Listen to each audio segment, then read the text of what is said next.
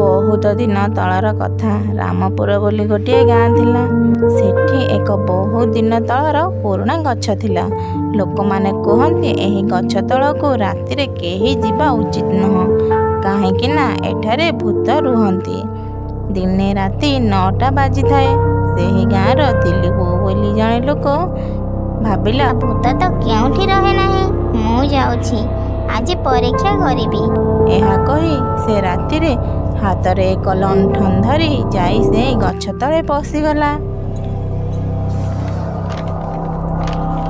ଓ ଜୋରରେ ହସିଲା। କହିଲା, ଭୂତ ବୋଲି କିଛି ନାହିଁ। ହଠାତ୍ ବିଲୁଆ ଓ କୁକୁରର କାନ୍ଦିବାର ସ୍ୱର ଶୁଣାଗଲା। ଲାଲ ଆଖି ଜଳୁଥିବା ଏକ ଛାୟା ତା ଆଗକୁ ଆସିଗଲା ଓ କହିଲା, ମୋ ଜାଗାରେ କିଏ ବସିଛି?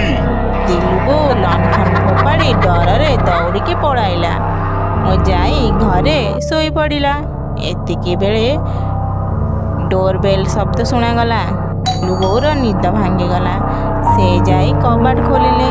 ଦେଖିଲେ ତାଙ୍କ ସ୍ୱାମୀ ଆସିଛନ୍ତି। ସେ କହିଲେ, ମୁଁ ଗୋଟେ ଖରାପ ସ୍ୱପ୍ନ ଦେଖୁଥିଲି ବୋଧେ। ଏହା ଭାବି ହସିବାକୁ ଲାଗିଲେ।